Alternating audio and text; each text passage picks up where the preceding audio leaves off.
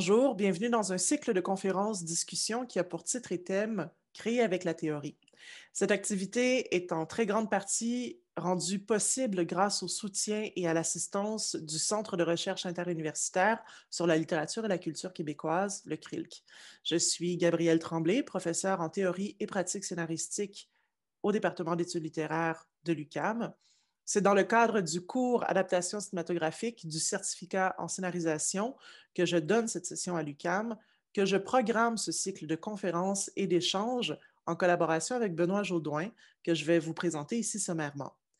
Benoît Jaudoin est doctorant en histoire de l'art à l'UQAM et à l'École des hautes études en sciences sociales à Paris. Il est membre étudiant du Centre de recherche sur les arts et le langage, le CRAL-EHESS-UQAM. Sa thèse porte sur la mise en forme de la théorie dans l'art contemporain à partir de l'art relationnel, de l'installation archive et de la performance. Il s'intéresse également aux lectures des artistes, à la présence du langage dans l'art, au rapport entre art et savoir, à la recherche-création et aux pratiques paracuratoriales. Il écrit pour plusieurs revues canadiennes et est membre du comité éditorial de S-Art plus Opinion.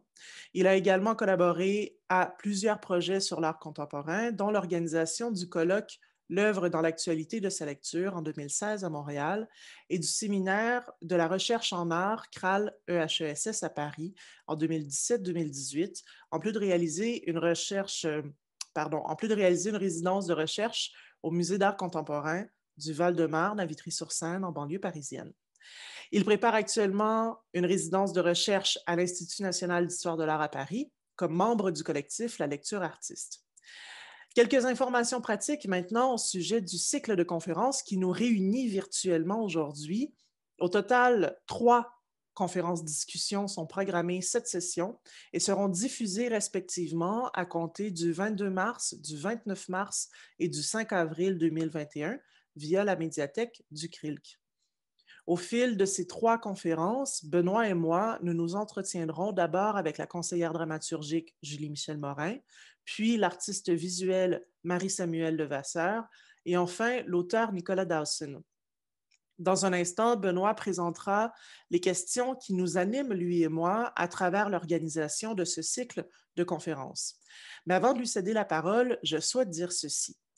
C'est volontairement que j'ai choisi de faire intervenir dans mon cours des conférenciers en provenance de différents horizons artistiques, sans lien apparent avec la scénarisation, avec comme souhait de permettre aux étudiants et aux étudiantes qui suivent mon cours cette session, ainsi qu'à tous ceux et celles qui visionneraient éventuellement les conférences-discussions enregistrées, et donc de permettre à tout ce beau monde-là d'approfondir sa propre réflexion quant au lien possible entre la théorie et la création, en sachant s'inspirer de ce qui advient dans d'autres disciplines et à partir des exemples qu'incarnent littéralement les différentes conférencières et conférenciers invités, chercher à observer ce qui peut être transféré, voire adapté à sa propre pratique personnelle d'écriture et de création. En terminant, quelques mots au sujet de notre première interlocutrice, à Benoît et à moi, Julie-Michel Morin. Julie-Michel Morin est doctorante au département de littérature de langue française à l'Université de Montréal, ainsi qu'à l'Université d'Anvers en Belgique. Elle détient un bac et une maîtrise en théâtre de l'UQAM. Elle est membre étudiante du CRILC à l'Université de Montréal. Elle a publié ses travaux dans les revues Aparté Art Vivant ainsi que sur la plateforme numérique Percé. On trouve également ses textes dans la revue Jeux, dans S-Art plus Opinion et dans Liberté.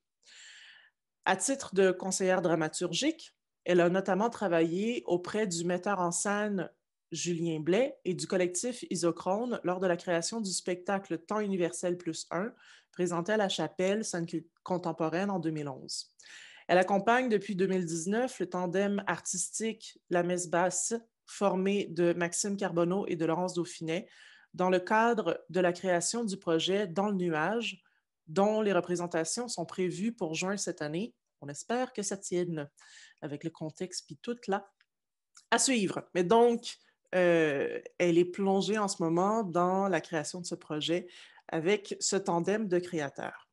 Julie Morin nourrit un intérêt marqué pour l'histoire des sciences. Elle s'appuie principalement sur une approche techno-féministe pour réfléchir aux enjeux éthiques soulevés par la rencontre entre les arts vivants et les cultures numériques.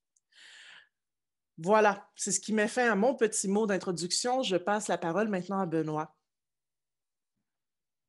Bonjour à toutes et à tous. Je voulais prendre quelques minutes pour vous expliquer ce qui se cache derrière mon intérêt pour la théorie et donc l'intérêt qui explique mon implication dans ce cycle de conférences intitulé Créer avec la théorie. La réponse courte, c'est que je suis en train de travailler sur une thèse qui porte sur la présence de la théorie dans l'art contemporain, que ce soit sous la forme de citations, d'invitations, de livres, de bibliothèques, de prises de parole dans des œuvres comme des performances, des installations, des œuvres relationnelles. Dans le cadre de mes recherches, je me suis penché sur les œuvres dans lesquelles les artistes ont choisi de garder visible leur travail sur la théorie. J'analyse leur travail pour mieux comprendre les rapports qu'entretiennent la théorie et l'art contemporain à partir d'exemples récents. À travers ces œuvres, se réactualise l'idée que l'art aide à penser, que la forme artistique affine notre connaissance sensible du monde.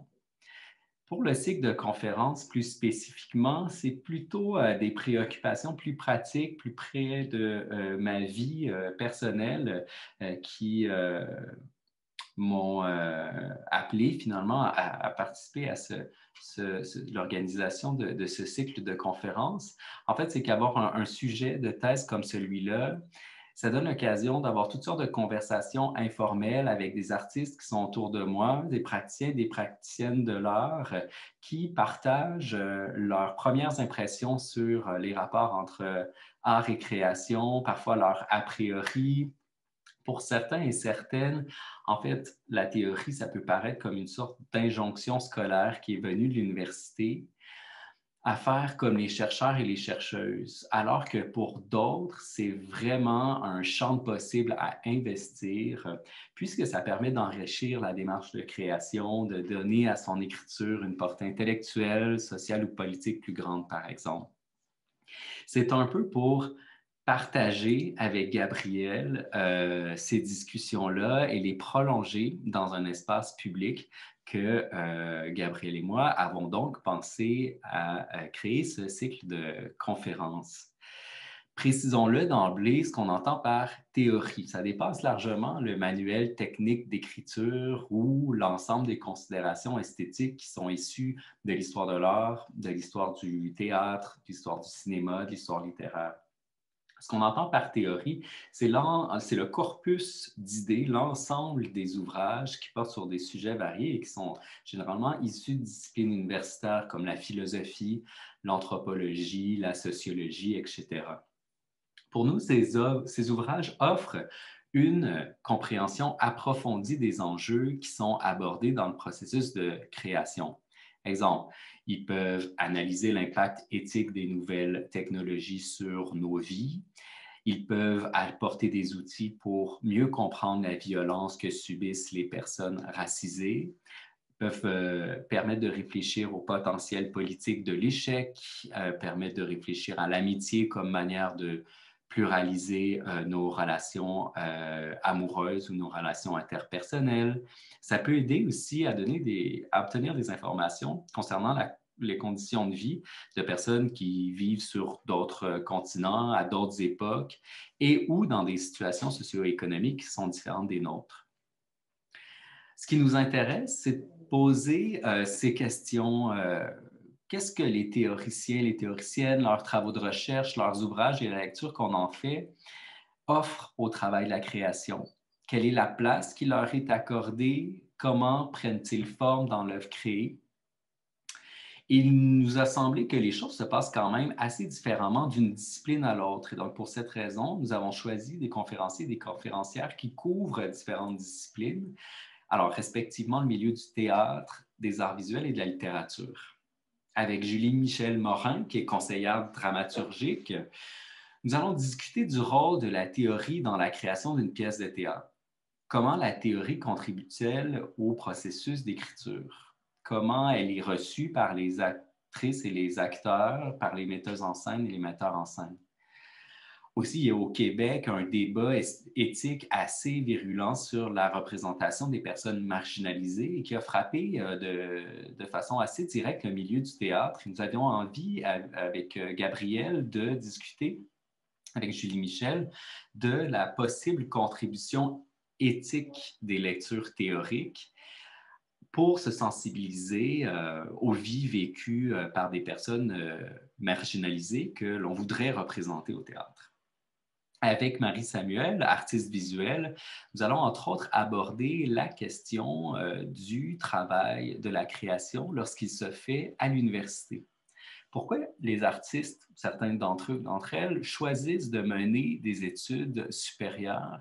Qu'est-ce que ça leur apporte le cadre scolaire? Comment la théorie peut-elle exercer une influence dans des formes artistiques qui n'ont pas comme médium le langage? Comment la théorie agit sur la manière dont un artiste ou une artiste conçoit, oriente et définit sa pratique artistique? Enfin, avec Nicolas Dawson, écrivain, il s'agira de réfléchir au croisement entre les lectures théoriques et le travail d'écriture, le récit, la fiction. Comment la théorie trouve-t-elle sa place dans le processus d'écriture?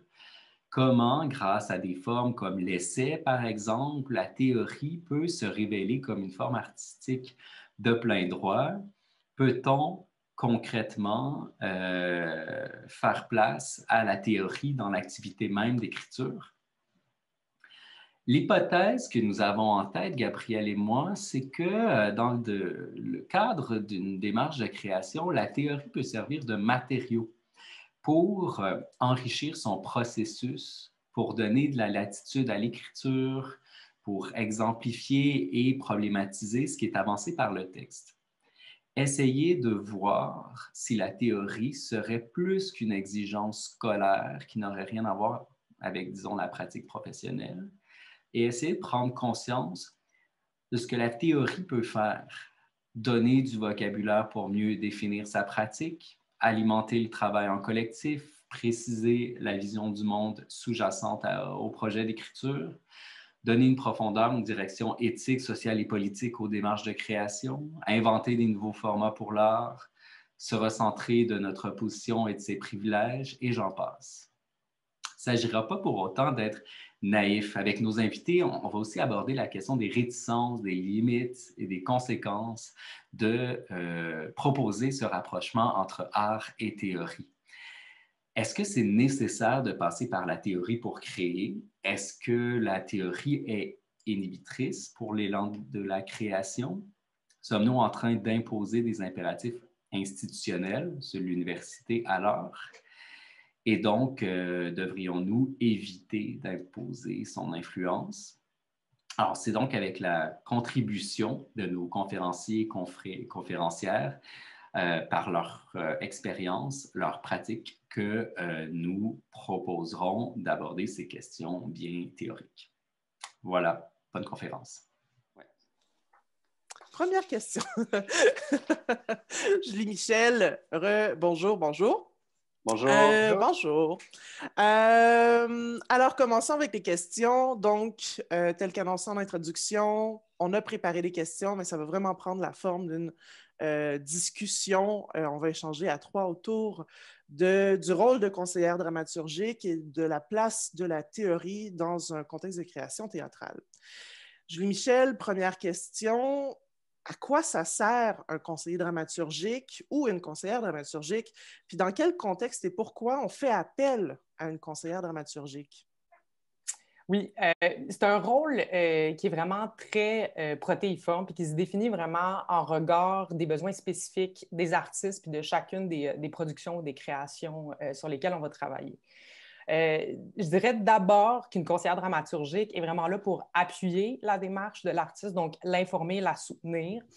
C'est un travail surtout de recherche, d'analyse, de commentaires et de réflexion critique qui se fait vraiment en dialogue avec l'artiste, avec l'œuvre et avec aussi l'ensemble de l'équipe de création. La conseillère dramaturgique peut travailler dans différents contextes. Donc, on peut vraiment, accompagner une autrice dramatique dans l'écriture d'une pièce. On peut aussi accompagner une metteuse en scène autour de la création d'un spectacle. Ça peut être les deux à la fois aussi. On peut accompagner justement de l'écriture jusqu'à la mise en scène de l'œuvre. Puis c'est aussi possible de faire du conseil dramaturgique dans d'autres formes de dispositifs artistiques, donc sur des projets chorégraphiques, par exemple, ou sur des projets installatifs. Donc, le contexte va être très, très variable. On peut aussi intervenir à différents moments d'un processus de création, ce qui fait qu'un accompagnement dramaturgique peut être très court ou plus soutenu dans le temps, plus récurrent aussi dans le temps. Donc, tu peux parfois citer à quelques répétitions puis agir, disons, à titre d'œil extérieur ou de regard critique. Mais tu peux aussi accompagner du début, donc de l'idéation jusqu'à la mise en scène en passant, comme je disais, par l'écriture de l'œuvre. Donc, temporellement aussi, c'est quelque chose qui va être à configuration variable, je dirais. C'est un rôle aussi qui est très mouvant et qui s'adapte continuellement aux besoins intellectuels de la production. Tout le monde le fait avec une approche et une sensibilité très, très différente et arrive aussi avec ses propres bagages théoriques, avec ses propres intérêts de recherche. Donc, c'est aussi une pratique individuelle aussi, même si on est au service de la création et au service des artistes avec lesquels on collabore. Moi, de manière générale, je le vois vraiment comme le fait d'être un passeur de sens, au sens où le rôle du conseiller dramaturgique, c'est vraiment de poser un regard articulé sur le processus de création, donc sur l'élaboration d'une œuvre qui est vraiment en train de se fabriquer. Donc, il faut toujours un peu préserver les résonances entre le texte et le sens qui est déployé, ou encore entre la proposition scénique et les idées qui la guident. Donc, de vraiment articuler une cohésion et une intelligibilité entre les matériaux au fil du processus de création.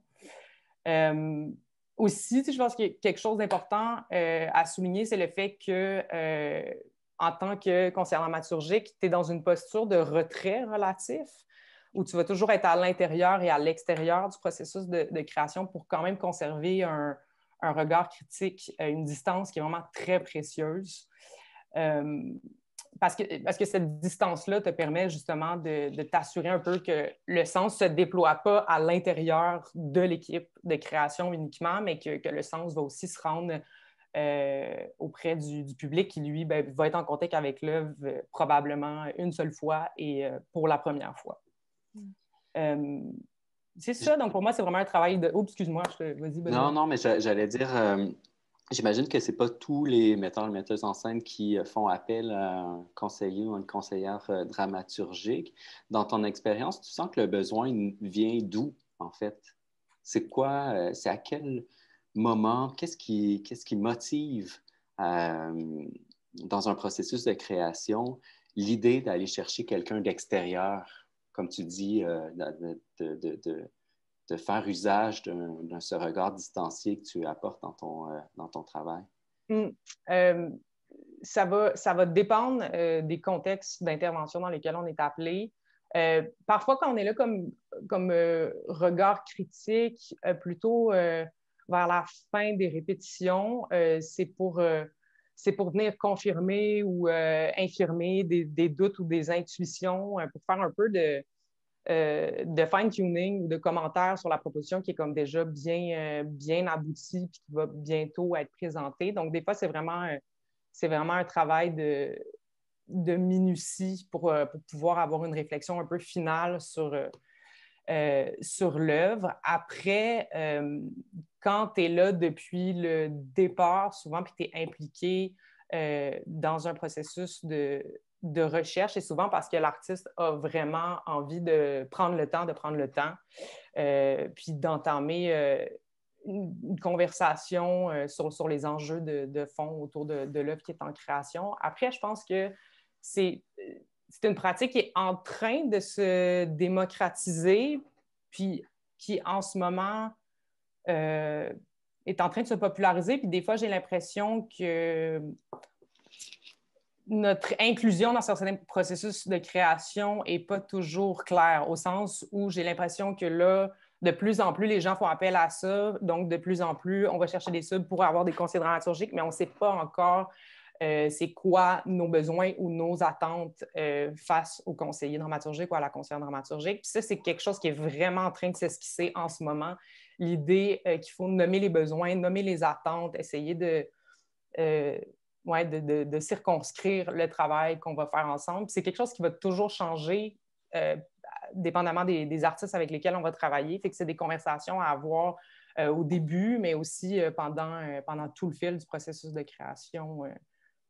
Et que ça va vraiment dépendre, c'est ça, d'un artiste à l'autre. Mais je pense que c'est urgent en ce moment, c'est ça, de se demander c'est quoi nos attentes envers ces praticiens et ces praticiennes-là. C'est quelque chose qui est encore flou, étant donné que c'est en train de se démocratiser.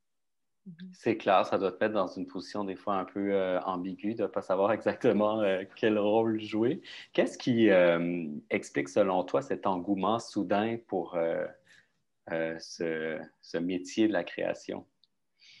Très historiquement, là, disons, dans l'histoire récente, je pense qu'il y a beaucoup de conseillers et de conseillères dramaturgiques qui ont été formés à l'UQAM, à l'École supérieure de théâtre, parce que depuis 2009, Stéphane Lépine dispense le cours de conseil dramaturgique. À travers ce cours-là, mais aussi à travers le fait qu'en troisième année de production théâtrale,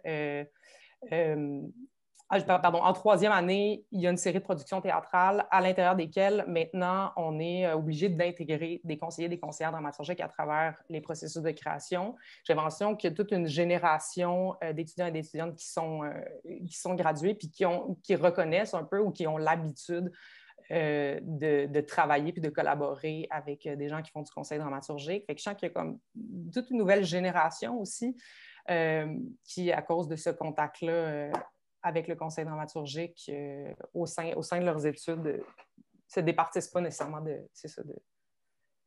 de cette expérience-là, puis continuent à vouloir aller collaborer avec nous. Donc, je dirais que ça. Après, le monde, c'est pas juste l'UQAM. Je pense aussi que, on a eu certaines conversations dans le milieu dans la dernière décennie autour, disons, de oui, c'est ça, la peur de la théorie, un certain anti-intellectualisme dans le milieu, puis j'ai l'impression qu'il y a ce désir de vouloir contrer cet anti-intellectualisme-là en ouvrant une conversation, en ouvrant un dialogue avec les conseillers dramaturgiques, les conseillers dramaturgiques. Donc, je dirais que ça se joue à plusieurs endroits, mais c'est les deux espaces qui me viennent en tête là, en ce moment. Ouais. Est-ce que tu peux nous présenter ton parcours professionnel? Comment tu es arrivé à cette fonction-là? Qu'est-ce que tu as fait depuis, au cours des dernières années? Vers quoi tu te destines en tant que conseillère dramaturgique? Oui. J'ai été formée à l'École supérieure de théâtre de l'UQAM, justement. Non, mais où j'ai fait le baccalauréat en études théâtrales, puis j'ai été justement dans le cadre du bac, en contact pour la première fois avec la pratique de conseil dramaturgique. Puis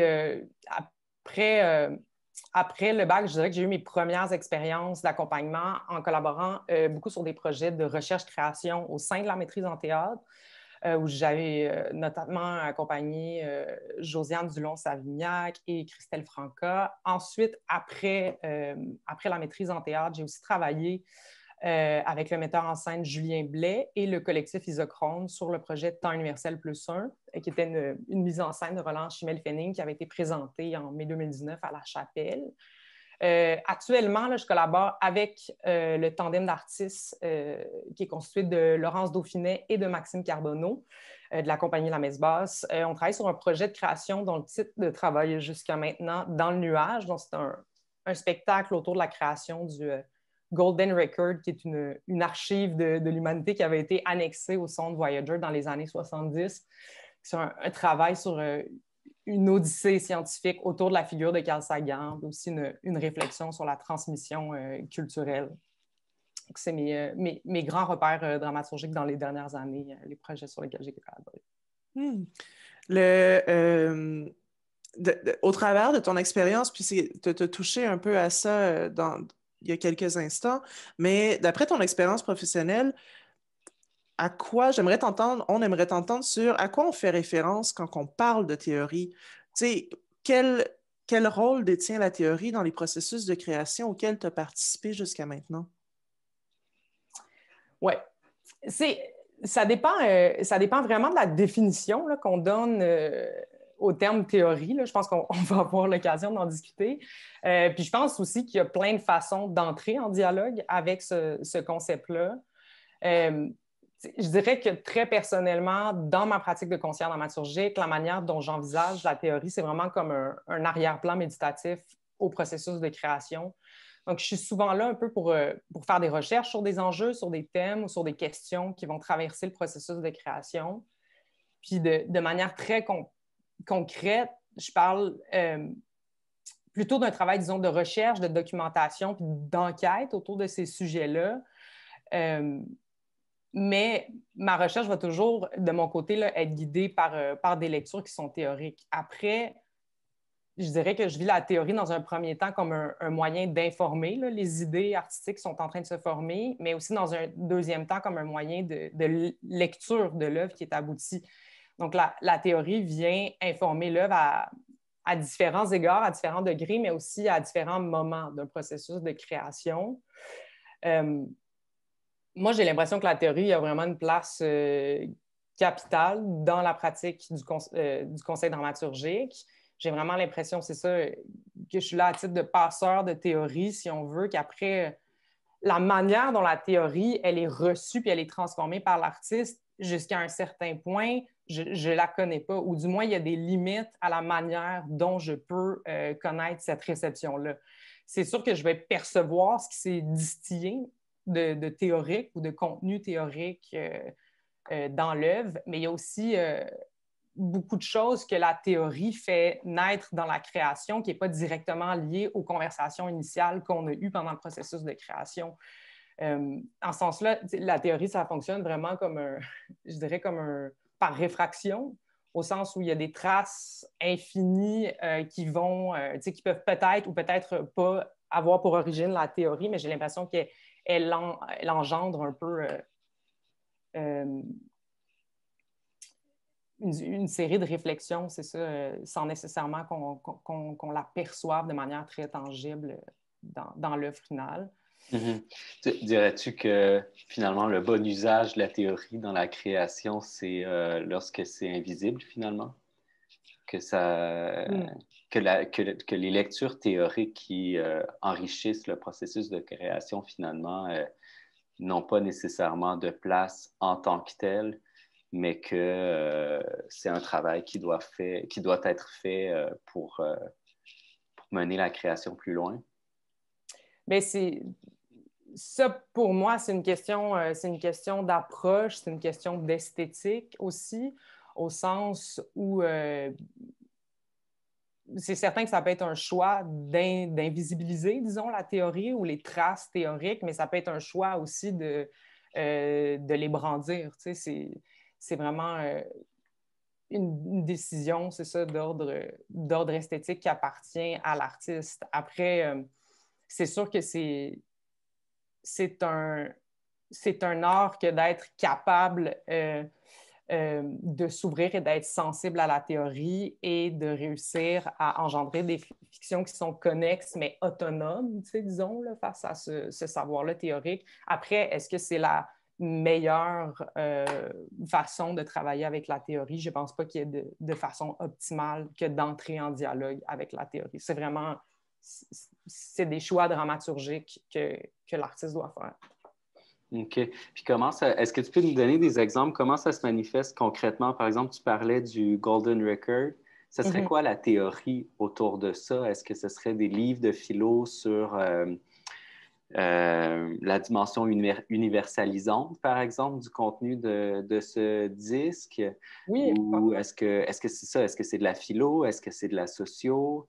Est-ce que c'est éventuellement des textes qui rendraient compte d'autres pratiques artistiques où il y a été question du Golden Record? Comment est-ce que, autour de cet exemple-là ou d'autres là, dans ton travail, tu pourrais exemplifier ce qu'est la théorie puis ce que tu en as fait? Bien, dans le cas précis du travail avec Laurence Dauphinet et Maxime Carbonneau sur ce spectacle-là, on a été très chanceux parce qu'on a eu la chance de faire on a eu des semaines, voire des mois, je pense même, de travail de recherche qu'on a pu faire. Donc, des lectures qu'on a fait en groupe, des séances d'idéation, des visionnements de documentaires, de films. Donc, il y a vraiment une grosse période de recherche. Après, on a un peu dégagé, disons, dans leurs idées initiales, on a dégagé un peu des axes de recherche sur lesquels on pouvait travailler. Donc, comme tu le nommes, la question, disons, de l'universalité, la question aussi des biais qui sont présents derrière ce geste-là universalisant de sélection, de travail curatorial d'un disque qui devrait représenter tout le contenu de l'humanité. Donc, on a fait beaucoup de recherches plus historiques sur Voyager, sur Carl Sagan, sur le Golden Record, sur les plaques Pioneer. Est-ce que c'est ça, juste pour faire une petite parenthèse, c'est un disque qui a été imaginé pour être mis dans l'espace, si je me rappelle bien, pour qu'il puisse survivre des milliers d'années, comme pour documenter l'humanité, c'est ça? Exactement. Okay. C'est ça. Sur le disque, on retrouve des salutations en 55 langues, on retrouve des images du corps humain ou de la nature. Le but, c'était vraiment de représenter la culture humaine et les destinataires, c'était une forme de vie extraterrestrielle quelconque.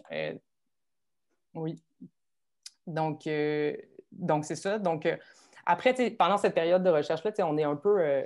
on en a profité, puis on est allé un peu dans tous les sens. Comme je disais, oui, on a fait des recherches historiques, mais on a aussi beaucoup fait de recherches, disons, du côté de l'histoire des sciences, du côté de l'intelligence artificielle, des formes de vie extraterrestrielles. Donc, tu sais,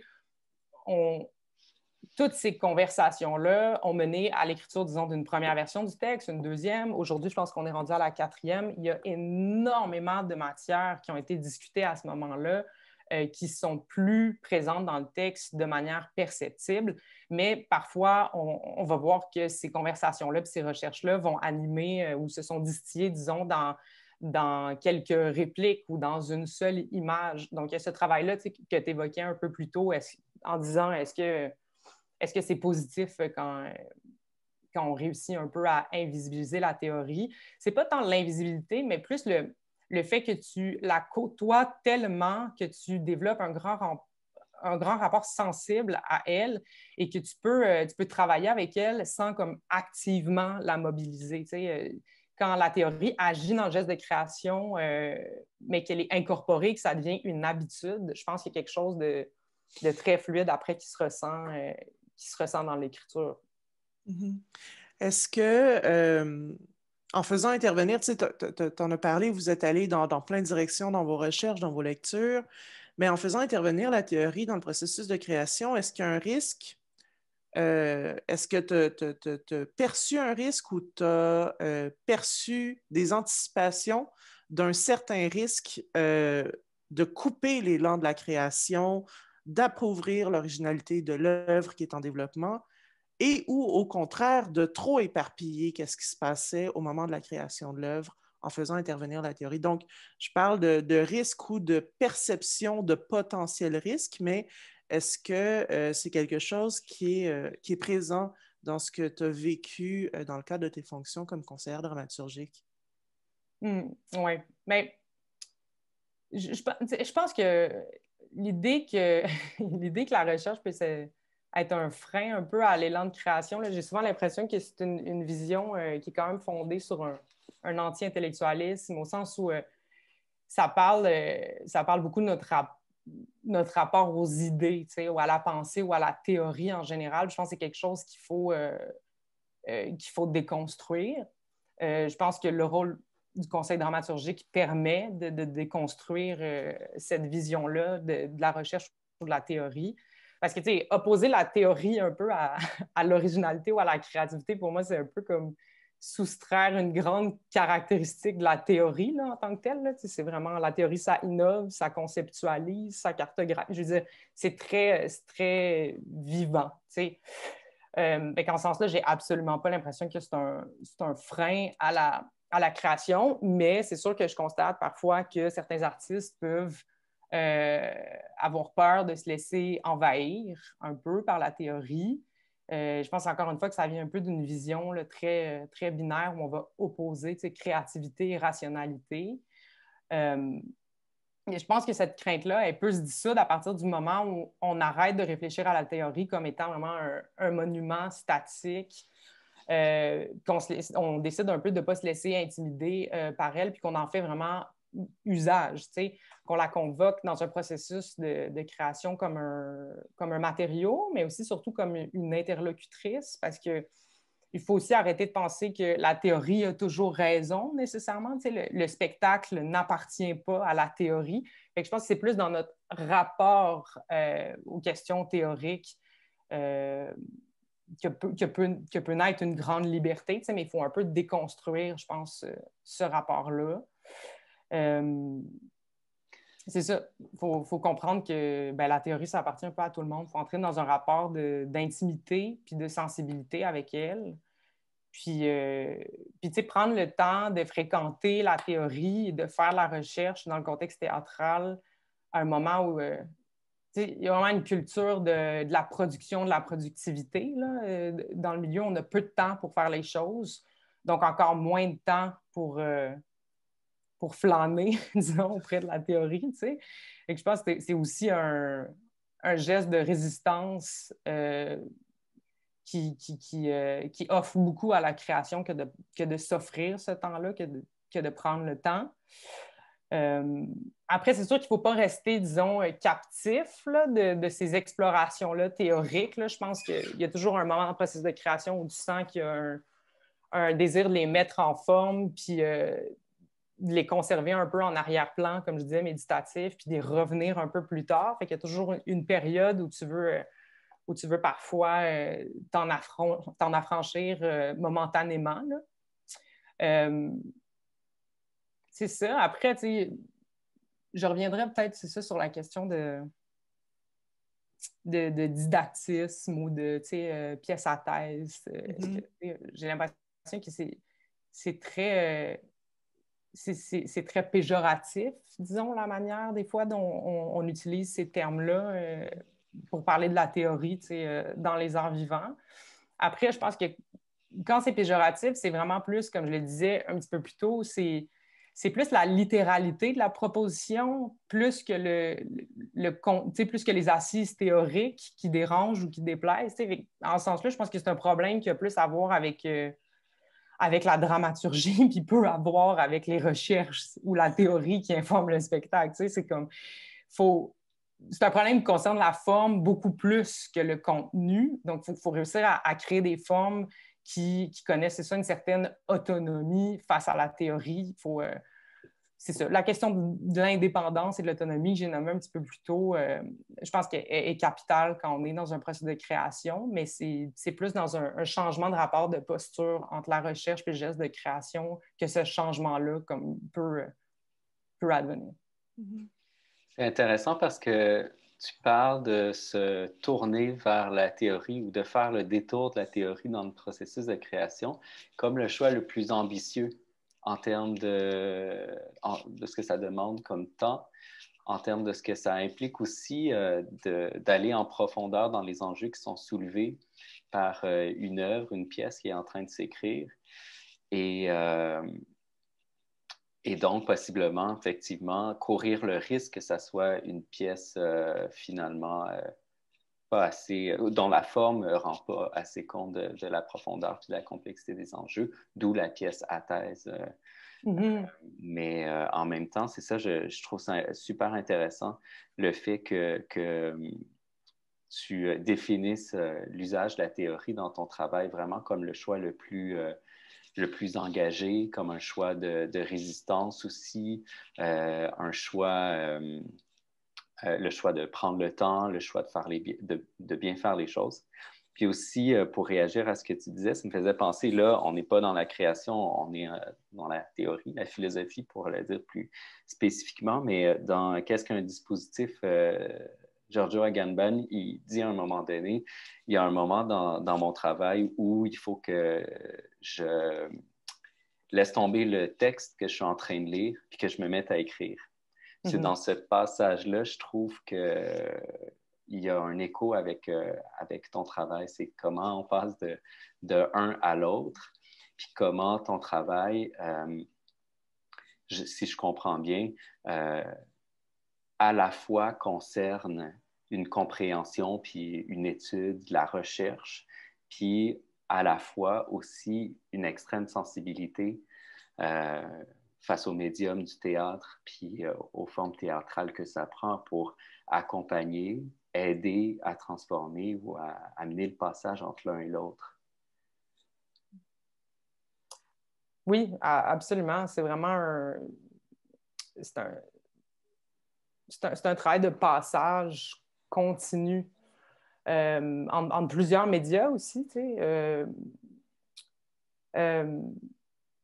Puis c'est un travail surtout d'interrogation, au sens où, comme, sans relâche, faut que tu amènes, faut que tu poses des questions, mais tu t'interroges autant le dispositif que tu interroges le texte, que tu interroges les artistes, que tu sais, je suis pas là pour faire des critiques définies ou définitives, tu sais, je suis vraiment là pour amener les artistes à répondre à des questions, mais pour eux-mêmes, au sens où c'est pas moi qui ai besoin des réponses, c'est eux. Tu sais, fait que t'es là pour poser énormément, c'est ça, de questions. Puis l'origine de ces questions-là, ben, elle peut, oui, autant être théorique qu'elle va être théâtrale dans mon expérience de spectatrice professionnelle, là, en tenant guillemets. J'aimerais ça aussi qu'on revienne sur l'idée là, que certaines personnes dans le milieu du théâtre pourraient être réfractaires à faire usage de la théorie. As-tu senti, parce que moi, des fois, j'ai l'impression que c'est aussi peut-être un peu ça le problème, que la théorie, ça rend anxieux, que c'est une chose, il ne faut pas rater son interprétation. Il faut se mettre, comment dire, créer quelque chose qui est d'une rigueur ou d'un rapport à la vérité qui est semblable à ce qu'on lit, alors que, comme tu le décris bien, il me semble qu'il y a quelque chose qui est de l'ordre d'un déplacement, puis qu'au contraire, on est plus dans l'usage, puis dans l'appropriation même. Est-ce que tu as senti cette anxiété-là?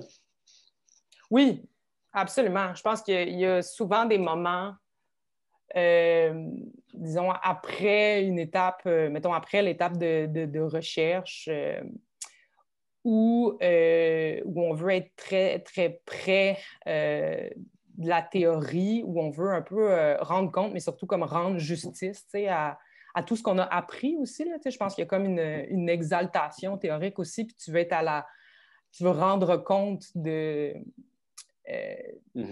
Oui, c'est ça, tu veux rendre compte de la vastitude un peu du sentiment aussi, là, d'avoir été en contact avec ça.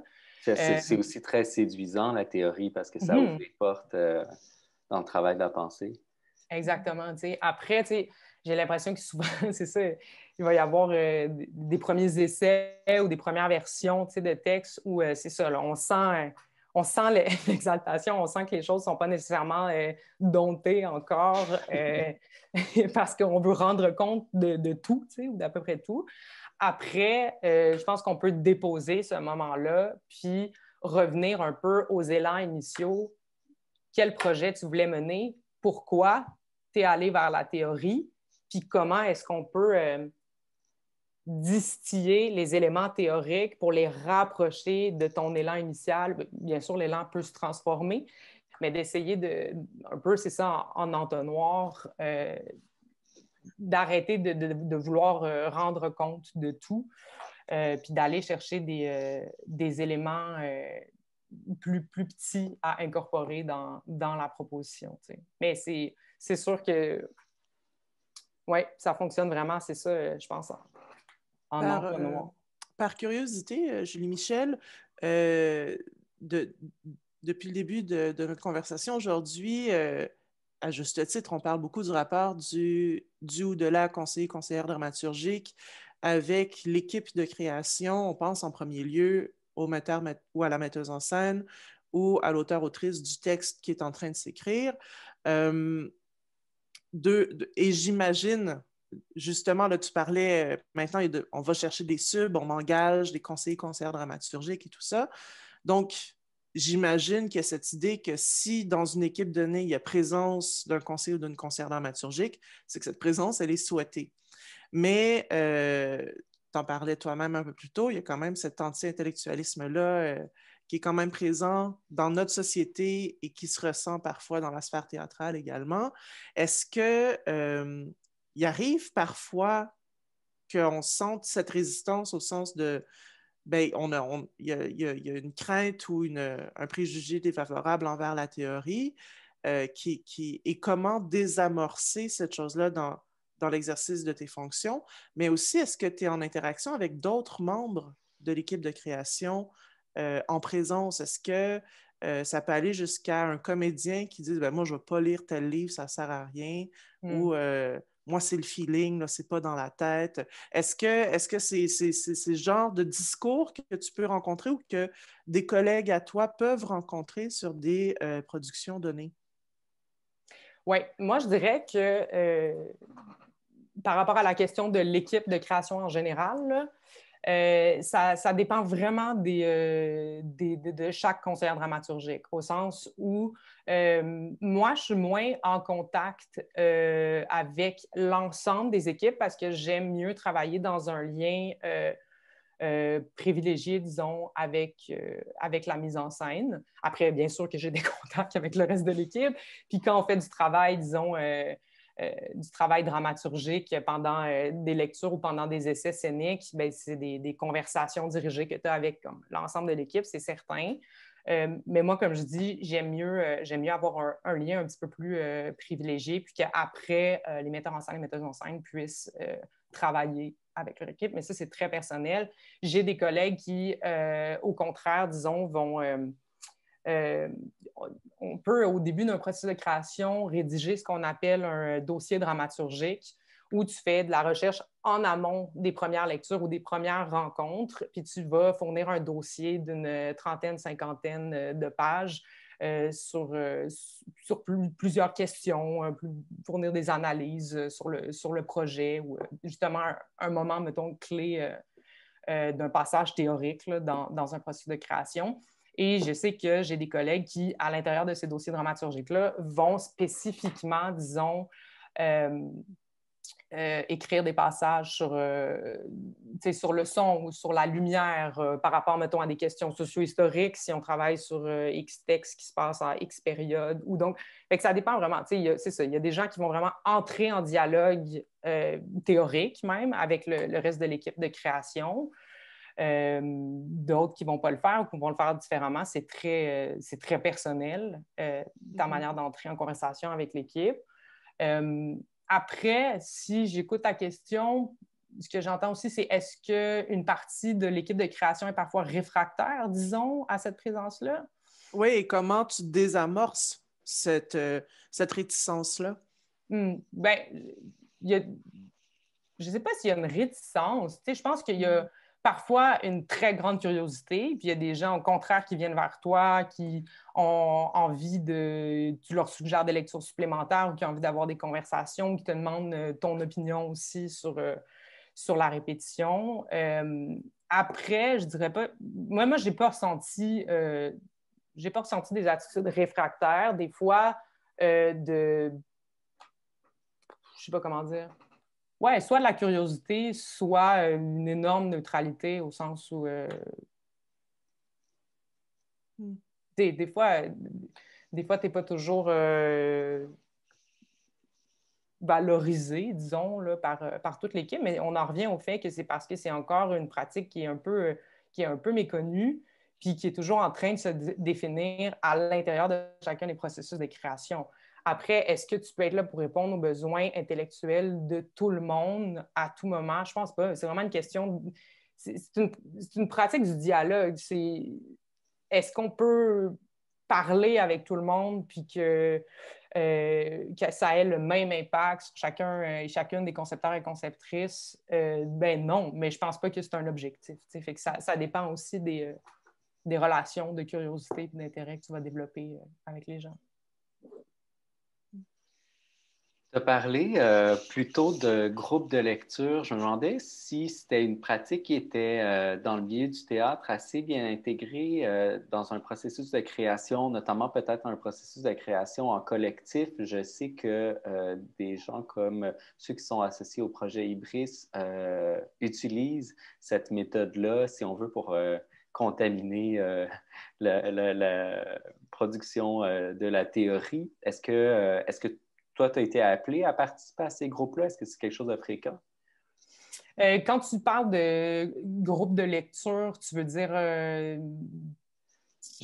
Je veux dire, on choisit un ouvrage qu'on considère pertinent pour le projet de création qu'on est en train de mener et on décide, tous les membres de l'équipe, en fait, toutes les personnes qui sont concernées par le travail de création choisissent de lire ce livre-là et ensuite d'en discuter comme une sorte de stratégie pour amorcer un travail de création.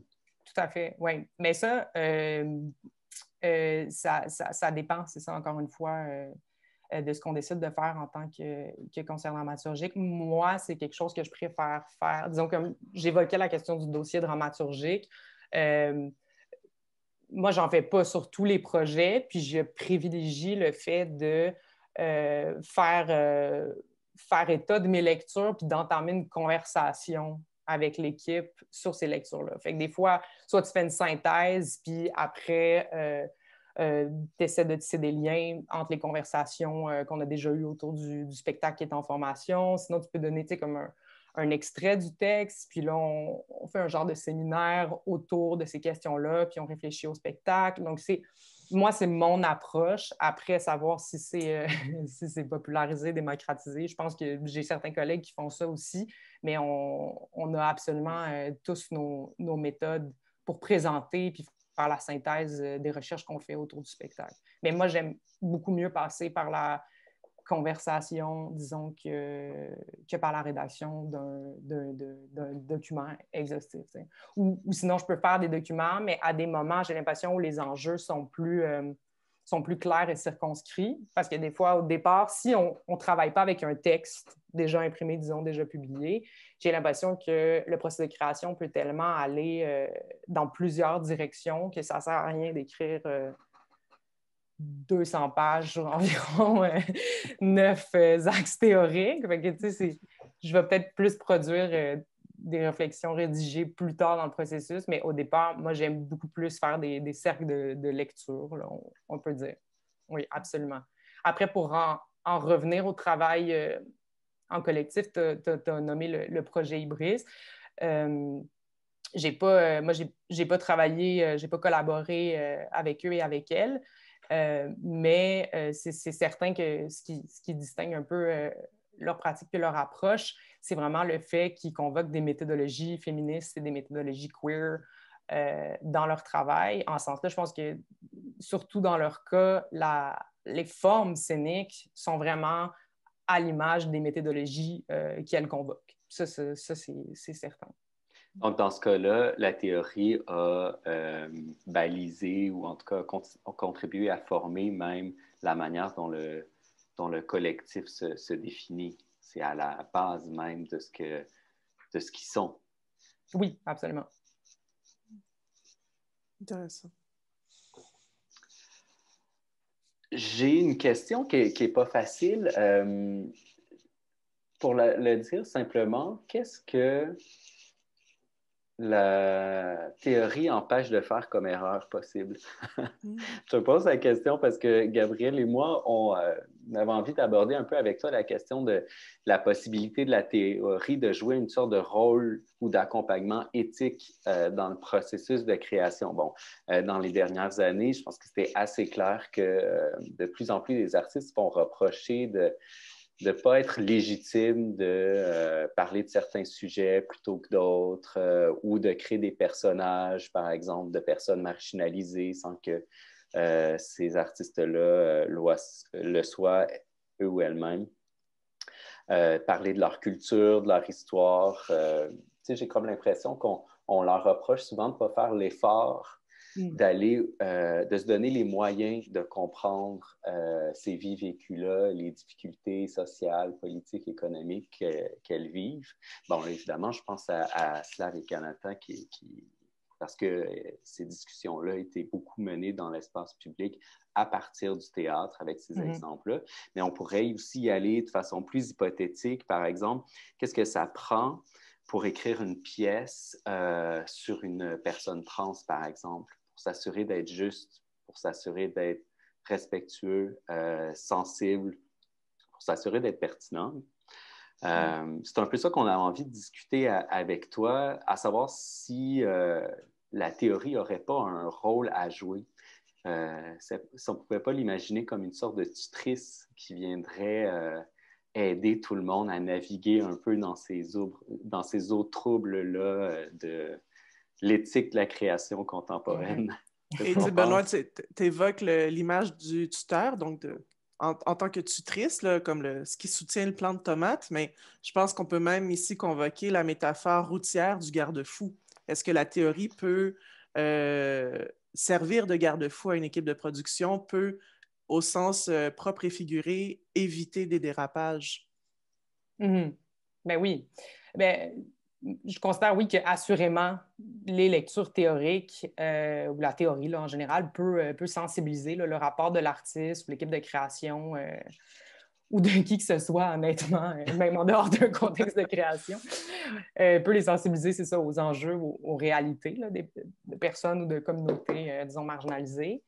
Puis c'est sûr que je pense que, oui, faire des lectures théoriques sur des sujets précis pour informer un processus de création précis, c'est important. Après, moi, je pense qu'il y a tout un travail d'auto-éducation puis de fréquentation de ces théories-là qui est à faire en dehors d'un contexte de production artistique circonscrit, au sens où j'ai l'impression qu'il est vraiment... C'est nécessaire de développer une sensibilité globale pour ces théories, pour les théories féministes, queer, décoloniales, sans nécessairement les mettre immédiatement à profit dans un processus de création le précis, là, au sens où l'idée, c'est d'informer nos démarches artistiques en amont puis en général pour que ces sensibilités-là, elles soient déjà présentes au début des processus de création. Parce que sinon, c'est ça, c'est que parfois, tout le temps qu'on prend à sensibiliser, c'est du temps qui n'est pas mis à profit dans la création d'une œuvre sensible aussi. Fait que je pense que ça, c'est majeur d'informer, c'est ça, nos démarches puis nos pratiques artistiques avant de se dire « j'ai une œuvre à produire puis elle doit être le reflet de cette sensibilité-là ». Si tu fréquentes ces théories-là, ça devient une habitude incorporée puis tu n'as plus besoin d'activement la mobiliser. Ça devient un peu une habitude. J'ai l'impression que le vrai travail de création peut commencer puis il y a beaucoup d'autres conversations puis des dialogues qui vont vraiment être enrichissants pour la création qui vont pouvoir advenir parce que ce travail-là de sensibilisation, tu l'as déjà fait personnellement en tant qu'artiste.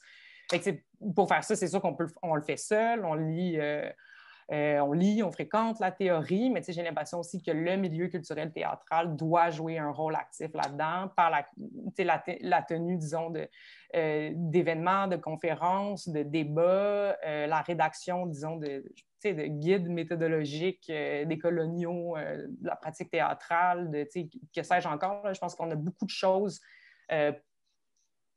disons, théâtrale à organiser pour informer ces processus de création-là.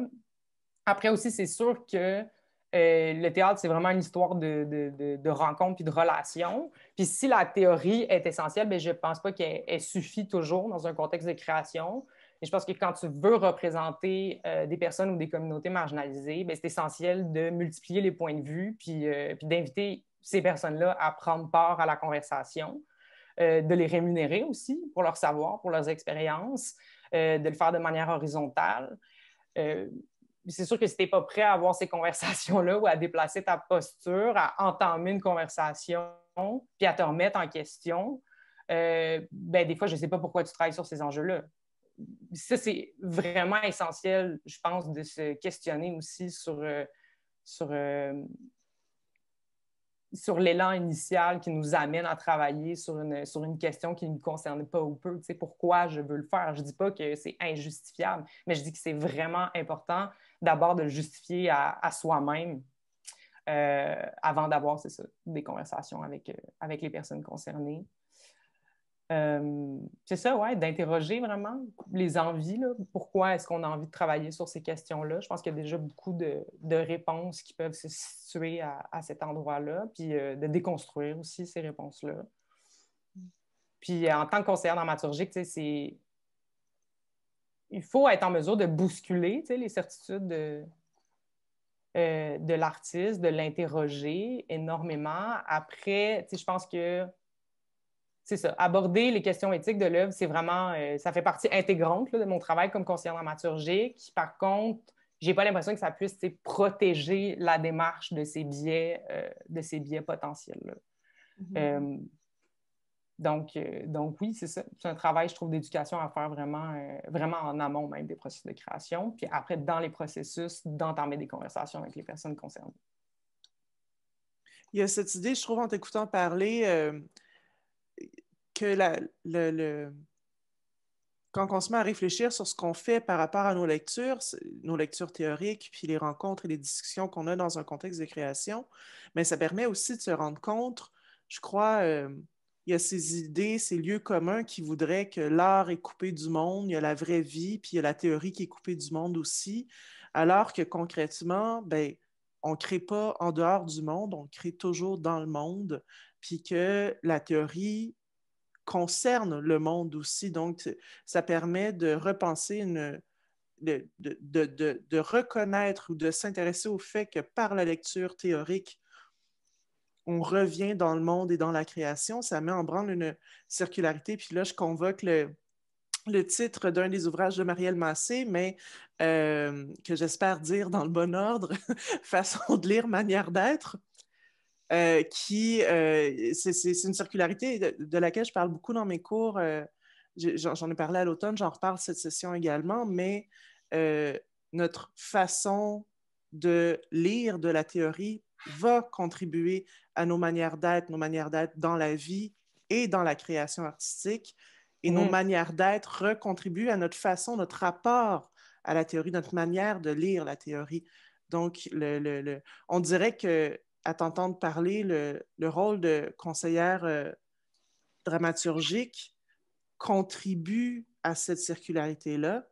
Et là, j'aurais envie de te lancer une relative dernière question, s'il y en a quelques autres qui découlent, parce que mine de rien, le temps file. Mm-hmm. Mais avec cette idée de circularité-là, est-ce que tu as l'impression dans ta vie personnelle, dans ta vie professionnelle et en voyant les gens avec qui tu as interagi dans des contextes de création dramaturgique, que la théorie pourrait rendre sensible, voire plus sensible?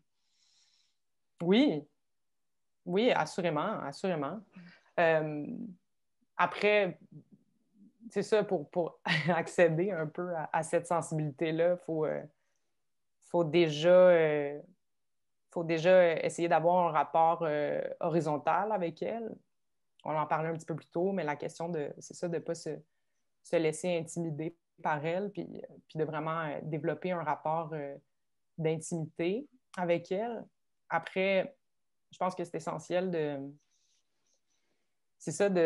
la fréquenter, pas uniquement dans des moments précis d'un processus de création, mais de la fréquenter sans relâche et à tout moment parce que j'ai l'impression qu'elle devient utile quand elle se dépose en soi, tu sais, quand elle se dépose dans le corps, puis qu'elle devient une habitude et un réflexe, puis on fait un peu corps avec elle, au sens où justement, on n'est pas dans un rapport binaire des idées et de l'être, tu sais, mais que tu es capable, c'est ça, de les mobiliser, d'en faire usage, puis que tu te concentres sur la forme, sur la dramaturgie, sur rendre compte, c'est ça, de ce rapport sensible que tu as avec elle, assurément.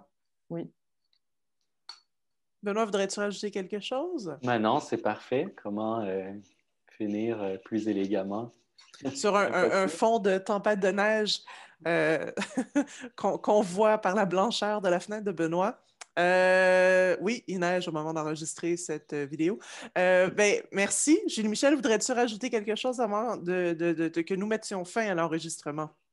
Non, je veux vous remercier tous les deux pour l'invitation. Je suis très contente d'avoir pu prendre le temps de réfléchir aussi à ma pratique de concert dramaturgique. Ça a vraiment été un exercice enrichissant de faire un peu un arrêt sur image, sur ma propre pratique. Puis je pense que c'est ça, comme on le disait, c'est une pratique qui mérite à être reconnue, à être définie encore davantage. Je pense que ça permet d'entamer une conversation sur la pratique. Fait que je vous remercie pour ça énormément. Merci à toi. Merci également, vraiment. Merci chaleureusement. Merci, Benoît, aussi de ta présence aujourd'hui. Je vais mettre fin à l'enregistrement sans façon. On ne peut pas tendre le micro à la salle. On ne peut pas entendre les applaudissements qui sûrement tonneraient à ce moment-ci d'une conférence-discussion en présentiel. Mais je vais donc, sans façon, mettre fin à l'enregistrement. Merci encore, tout le monde. Merci. Bye.